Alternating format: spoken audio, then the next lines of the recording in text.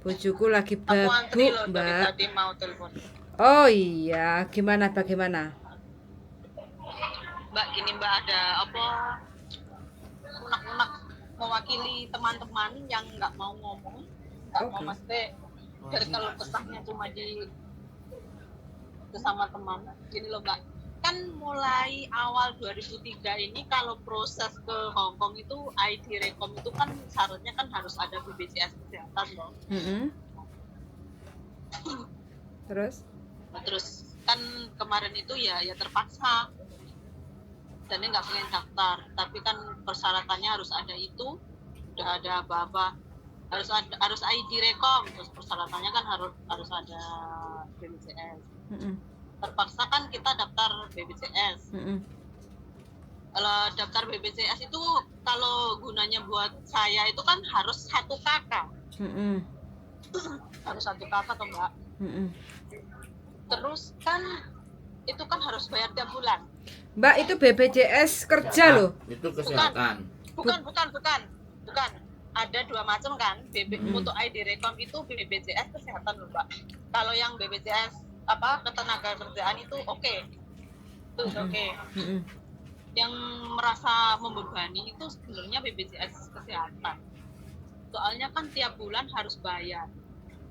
Saya kan satu keluarga itu ada 4 orang. Kalau saya ya di keluarga saya ya ada 4 orang. Itu jadi bayarnya yang kelas 3, yang bayarnya itu setiap bulan harus berapa ya? 35 kali 4. Itu. Terus gini kan ya amit-amit jangan bayi aja sampai ada yang masuk rumah sakit ya Mbak ya. Tapi gini Mbak, kalau untuk hal-hal kecil kayak anak batuk pilek, itu berobatnya kan harus di kecamatan atau kabupaten. Sementara kan kalau di puskesmas itu kan nggak bisa diklaim. Menurutku itu membebani sekali. Kalau menurutku loh Mbak, sebenarnya itu ya kalau masih di sini itu bayar buat, cuman kan yo kayak orang pate kelas loh Mbak.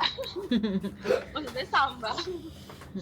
Terus ini kata teman-teman, ada temanku yang bilang nggak usah dibayar tiap bulan, tapi nanti kalau ada yang sakit itu nggak usah berobat, nggak usah pakai BPJS. Jadi kan nggak ada denda, kita itu kan maksudnya nggak gimana ya, nggak nanggung bulanan ya begitu. Tapi kan kalau dibayar terus, kalau nggak dibayar itu kayak numpuk Mbak. Kayak kemarin itu tiba-tiba ada SMS, ada WhatsApp, tagihan Anda segini gitu. Itu yang mau saya gimana sarannya, ini harus tetap bayar apa nggak tak bayar Mbak. Sampean dari Indonesia ya proses ke Hong Kong? Iya, dari Indonesia. Oke. Fleksibel itu masalah bayar nggak bayar itu tergantung di panjenengan, tidak ada baik tidaknya yang tahu kan sampean itu, karena kan BPJS kesehatan keluarga kayak gitu kan. Sebenarnya kalau kita kerja ke Hong Kong itu bukan BPJS kesehatan tapi BPJS kerja, ketenaga kerjaan, dan itu hanya personal bukan keluarga Mbak mungkin salah penompo, salah terima, salah nompone kayak gitu. Maaf, bukan Mbak, tapi ID Rekom sekarang itu diharuskan BPJS kesehatan loh Mbak. Oke. Karena sekarang gini Mbak, sampai tahun berapa toh prosesnya? Kapan prosesnya? Kemarin awal 2023. Awal tahun 2023. Oh, oke. Ya, memang sekarang ini kan proses dan prosedur itu kan up to date, selalu berubah-ubah kan pemerintah Indonesia. Jadi ketentuan dan kebijakan itu kan selalu berubah-ubah. Tapi terakhir-terakhir ini bagi teman-teman yang tidak memiliki BPJS kesehatan itu tetap lancar aja proses. Cuma waktu terbang ke Hong Kong itu PT itu wajib untuk memberikan BPJS ketenaga kerjaan gitu. Jadi setiap siapapun yang terbang ke Hong Kong itu PT pasti memberikan kartu atau elektrik yang di print itu kartu BPJS-nya. kayak gitu. Sama sudah lulus istilahnya sudah lulus PAP lah kayak gitu, sudah melalui tahap terakhir PAP kayak gitu, diketahui oleh BP2MI kayak gitu Mbak. Kalau iya benar, kalau BPJS kesehatan aku setuju Mbak. Maksudnya ketenaga BPJS kerjaan. ketenaga kerjaan aku setuju, cuma BPJS kesehatan ini ID Rekom ini mengharuskan loh Mbak, itu di PT ku ya. Di PT yang lain juga kayaknya iya, itu mengharuskan wajib kok. Gini loh Mbak ya, sampean ngomong sampean terbebani. Oke. Sampean bilang wajib dan tidak karena setiap PT itu kan prosedurnya beda-beda tuh. Jadi selama saya yang bantu teman-teman yang proses masuk ke PT itu selama ini tidak menerima keluhan ini dan itu tentang BPJS kesehatan kayak gitu ya. Dan pada dasarnya sebagian juga banyak juga yang tidak memiliki BPJS kesehatan kayak gitu loh. Jadi intinya tidak dipukul rata bahwa BPJS kesehatan itu diwajibkan bagi siapapun yang mau kerja ke Hong Kong kayak gitu loh Mbak.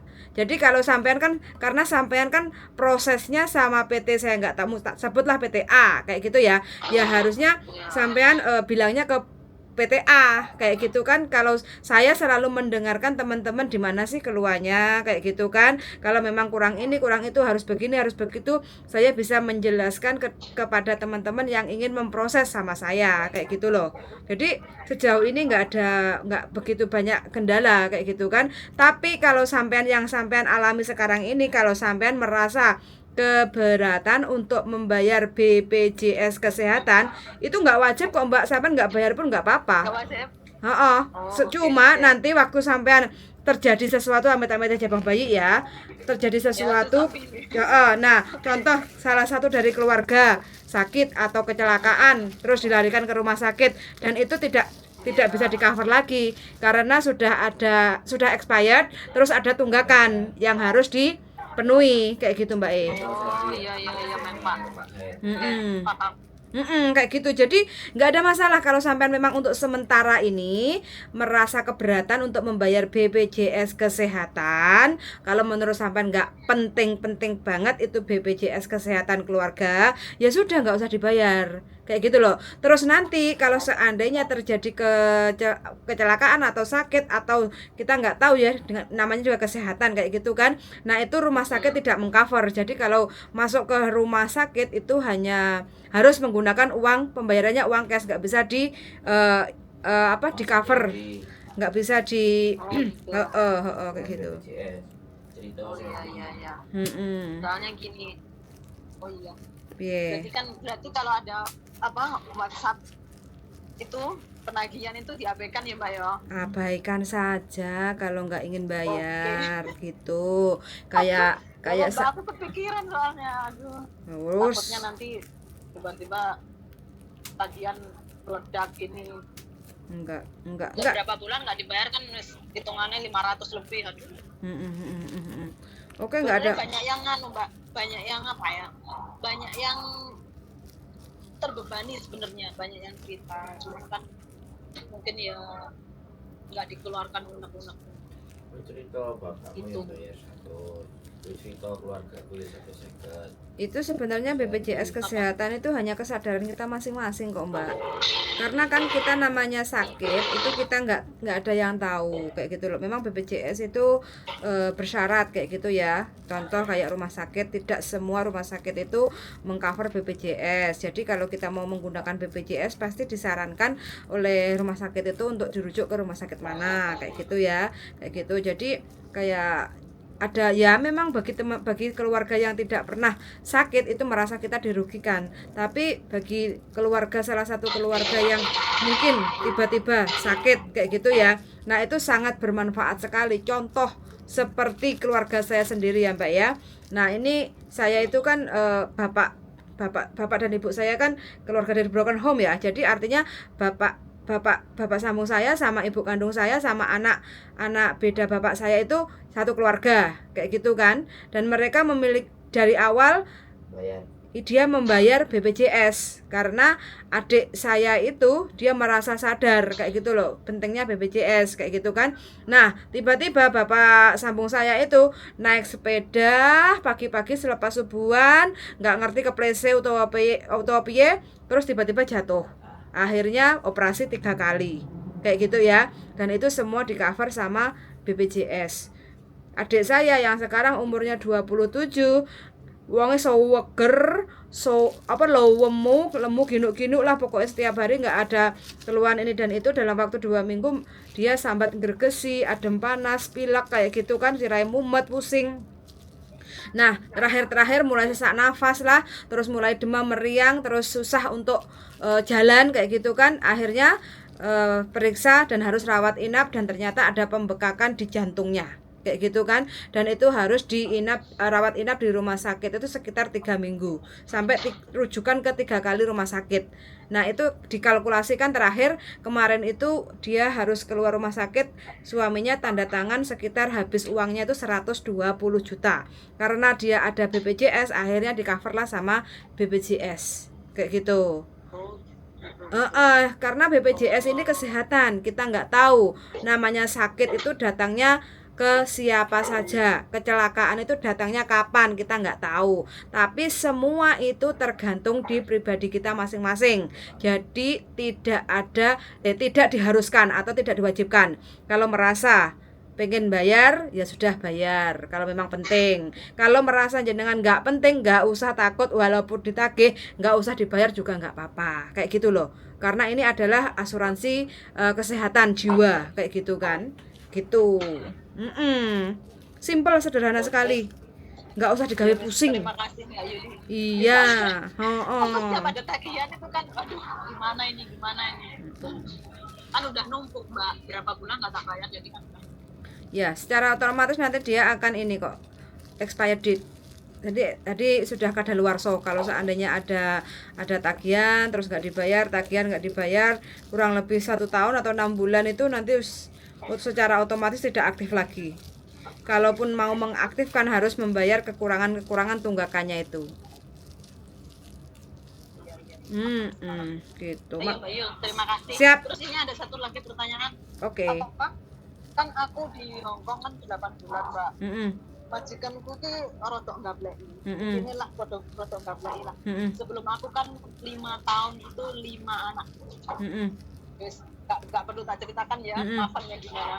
Cuma gini, aku ini kan maksudnya gini, aku kan bertahan, ini proses bertahan. Aku udah siap-siap uang saku lah seandainya aku nggak bisa bertahan. Akunya pengennya ke Makau seandainya, tapi moga aja bisa bertahan. Gini, aku nggak tahu di sana itu tujuanku kemana. Yang hubungin aku itu banyak calo-calo, cuman aku takut Mbak. Ini seandainya aku benar-benar nggak bisa bertahan, aku semua minta tolong ditunjukkan ke sana itu harus kemana, agent mana itu bisa nggak? Jangan ke Hongkong aja lah, masih banyak majikan kok Mbak. Tapi kan kalau belum setahun belum bisa pindah agent.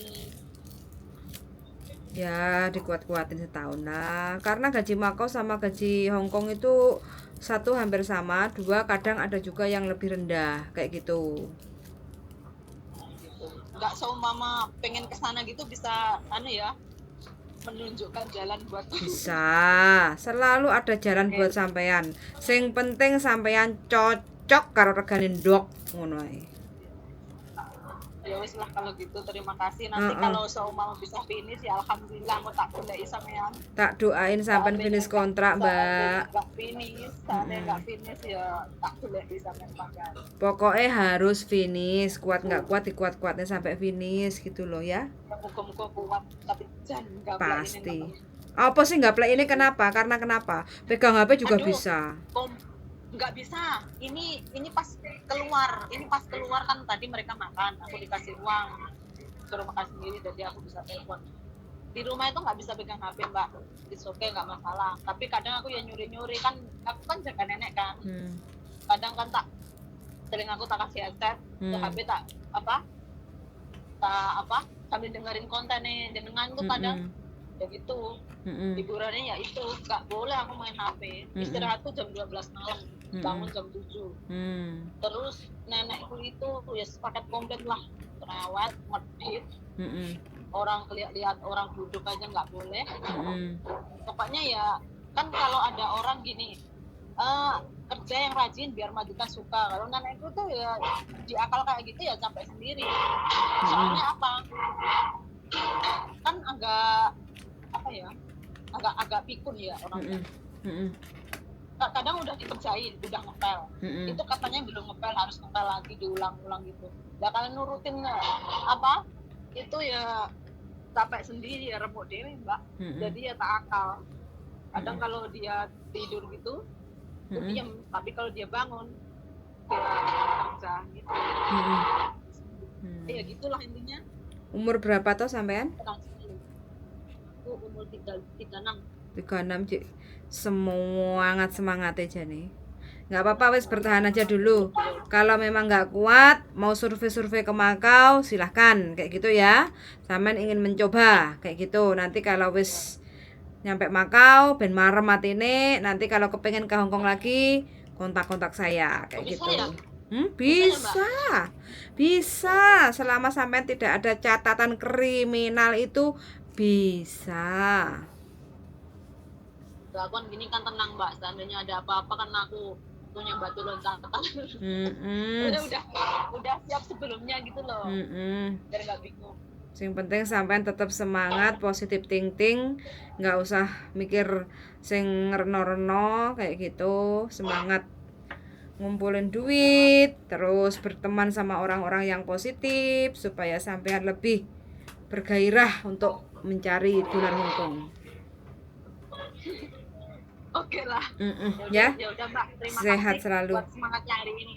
Kita Siap. tarik garis finish. Siap. Oke. Tak tunggu Mbak ya. Suwun sangat sudah menelepon. Oke, sehat selalu. Yuk, waalaikumsalam warahmatullahi wabarakatuh. Oke teman-teman, yang dibahas tentang BPJS Kesehatan ya. BPJS Kesehatan itu beda dengan BPJS Ketenagakerjaan. Jadi BPJS Ketenagakerjaan itu adalah BPJS yang bisa mengcover keselamatan kerja kita. Jadi manfaatnya apa bagi teman-teman? Karena kan dari Indonesia melalui PJTKI otomatis terdaftar ketenagakerjaan. Nah, kita diberangkatkan ke negara tujuan, contoh Hongkong. Dalam waktu 2 tahun itu kalau seandainya kita terjadi intermittent, kita dipulangkan lagi ke Indonesia, kita bisa mengklaim ya. Cara mengklaimnya itu apa? Dengan surat pemutusan kontrak kerja atau surat interminate. Yang kedua adalah tiket pulang ke Indonesia sama boarding pass-nya kayak gitu ya, ditunjukkan juga plus resi pembayaran pembelian tiket. Kalau kita yang beli majikan ya minta aja resinya kayak gitu, yang penting oret-oretan, atau ada juga yang resit elektrik kayak gitu kan.